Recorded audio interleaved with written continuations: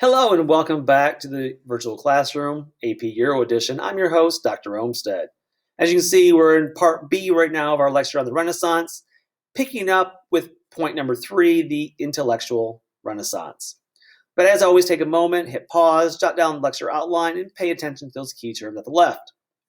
Let's get started. So we left off talking about these changes, politically speaking, that took place during the early Renaissance period. We want to pick up here with what is known as the intellectual Renaissance. What changes during this period? So we have some characteristics. We have this revival of ancient antiquity, specifically Greece and Rome, in both philosophy, literature, and in art. And what they're trying to do here, these what are known as humanists here, are trying to reconcile the pagan writings with Christian thought. And so what arises out of this ideas, though, is, okay, so how do we reconcile these pagan thoughts of the early Roman and the Greek empires with modern Christian ideologies? And what it came to was strong belief in individualism, the great potential of individual human beings. And so this is a marked change from the Middle Ages, where in the Middle Ages, humans were thought to be small, wicked, inconsequential, that should only focus on earning salvation to heaven, right? This is the Christian idea. So people are sinful, they're small, they're wicked. You need to serve God all your life in hopes that he'll take you to heaven. With humanism, during the intellectual part of the Renaissance, we see a change here where now humans are thought of as having great potential. Yes, you should still be saved and go to heaven and love God. That's all important. But there is great potential in humans. And again, you can see how this also ties back to the ideas of Machiavelli. Like, there's potential for rulers to do great things. Now, you may argue his methods were wrong, but the idea that humans have great potential. They're not small and weak, they're strong, you can be feared. And thus, what we find here is this idea was known as virtue.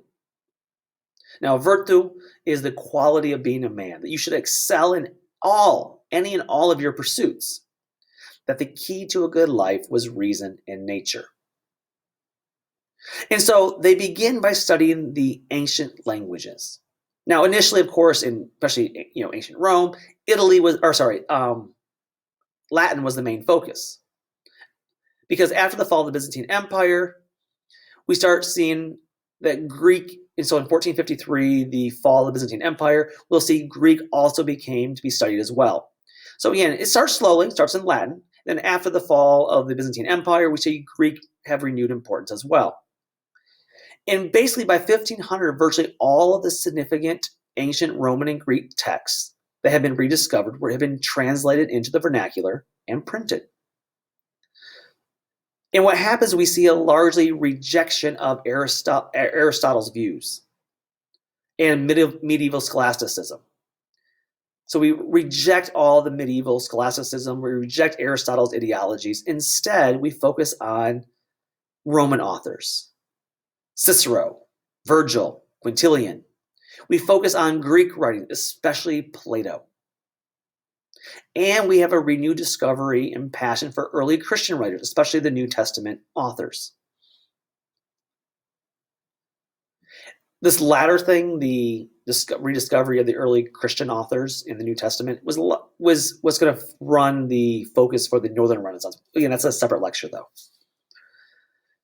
But when you combine this with the changed ideas of what chivalry and wealth and aristocracy should do against focus on learning, we start seeing the birth of what's called civic humanism.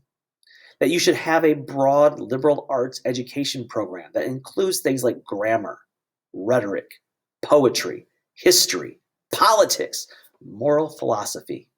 That education should prepare leaders who would become active in civic affairs. In other words, maybe we shouldn't have a dumb, illiterate leader, but rather a leader who actually reads things. You don't want a leader that just goes by his gut. You want someone who actually has knowledge and historical base to make decisions on. Again, you want a leader who is well-read, who understands some of the nuances of diplomacy. Remember, Machiavelli, be cunning as a fox, right? use diplomacy, not just always a bullhorn, and use warfare. And so what we see is some of the most important humanists were also important leaders, important political leaders. And so we start seeing a transformation now. And again, theoretically, especially in Italy, humanists were often more secular. Again, they're moving away from just, you got to learn about Christianity, that's all there is to it. They're learning about other things as well. Again, arts and philosophies and literature, that's fine. Now, again, there is a contrast, of course, again, between the Renaissance in Italy versus Northern Renaissance. But again, that's for another time. So who are some of these very important need-to-know people? Well, the first one is Petrarch. And you're going to read about him in the discussion board coming up. So I won't belabor this too far. But Petrarch becomes what is known as the father of humanism. I mentioned him also in the last lecture in Middle Ages. Because in his writings, he is considered to be the first modern writer, because during his writings, he believes that literature should not be subordinate to religion. He actually claims that the Middle Ages, the period between the fall of the Roman Empire and the Renaissance, were, quote unquote, the Dark Ages. And he was perhaps the first to use critical textual analysis of ancient texts. And again, one of the things he does is write it in the vernacular, the Italian vernacular. Second one on the list is Lorenzo Valla. He becomes the foremost expert on the Latin language. But more importantly, he exposes a really big conspiracy that's going to shake Catholicism. He writes a book in 1444 called On the False Donation of Constantine. And in this, on the false donation of Constantine, he exposes the donation of Constantine in the 8th century as a fraud using textual criticism. So, who here's ever heard of the false donation of Constantine? I will tell you, I had not.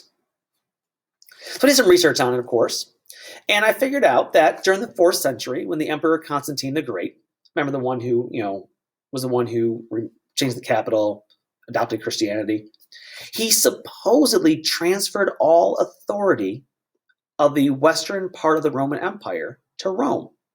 So remember, he's the one who started a new city and kind of split the Roman Empire into two pieces, right? You have the Eastern Empire, the Western Empire. The Western Empire was controlled by Rome. The Eastern Empire controlled by Constantinople, named for him. And in the 4th century, in the 8th century, but he was a 4th century ruler. He supposedly authorized the Pope to be the leader, both politically and spiritually, of the Western Roman Empire.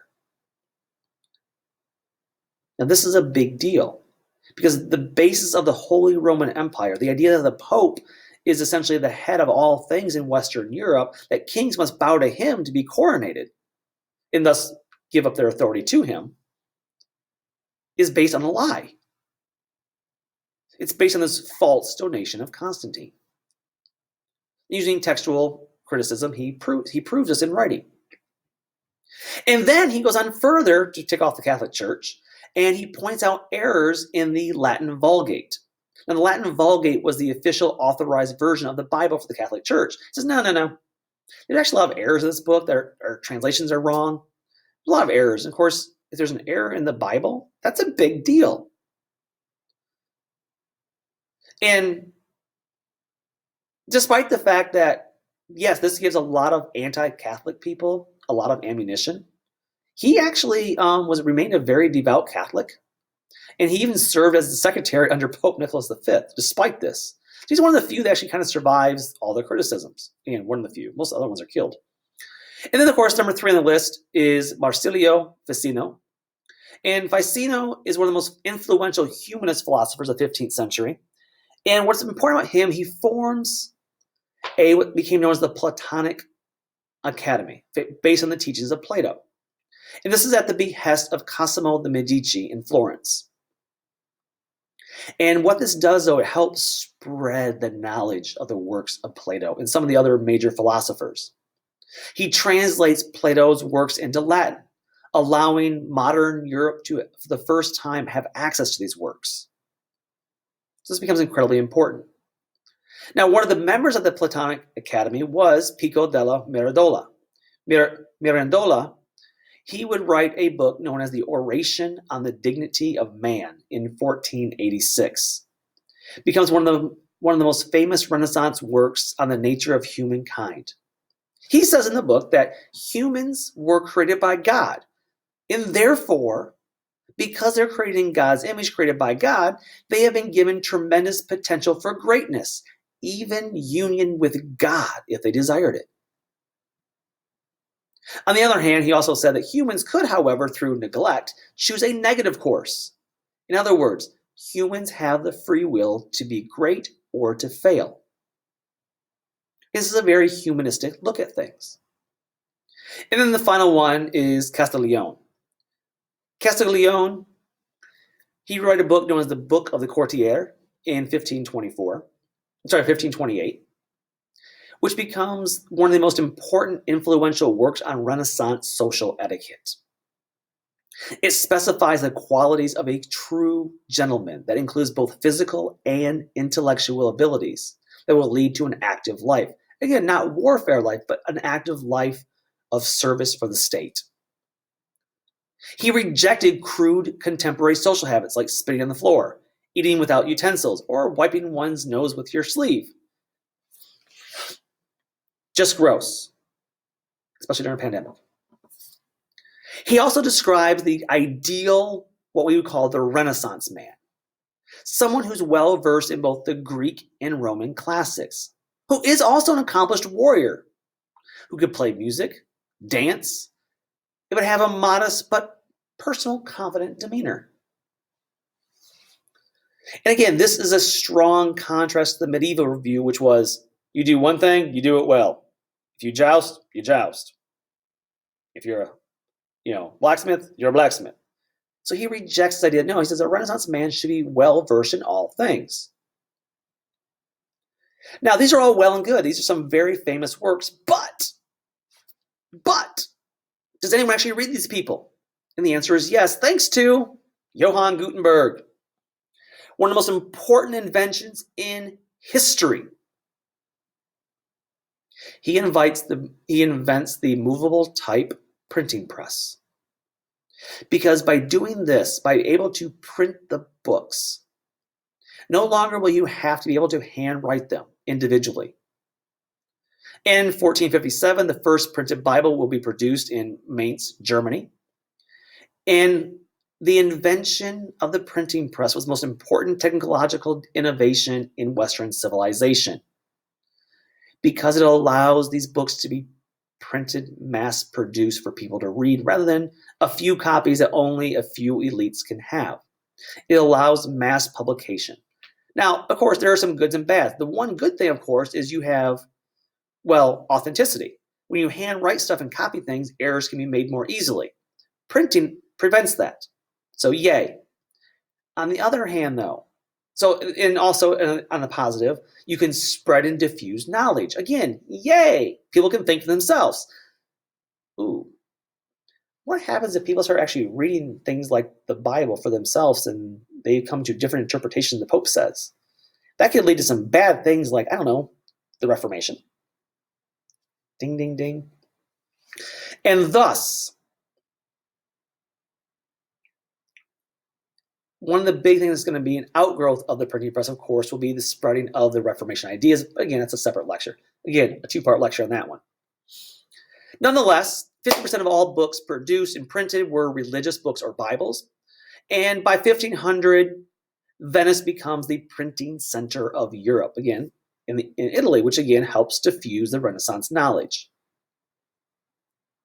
So again, this is what's going to help spread the Renaissance. This is the literature part of it, the idealistic part of it, the philosophy of it, if you will. We have one more part to discuss, though, and that, of course, is the actual art and architecture.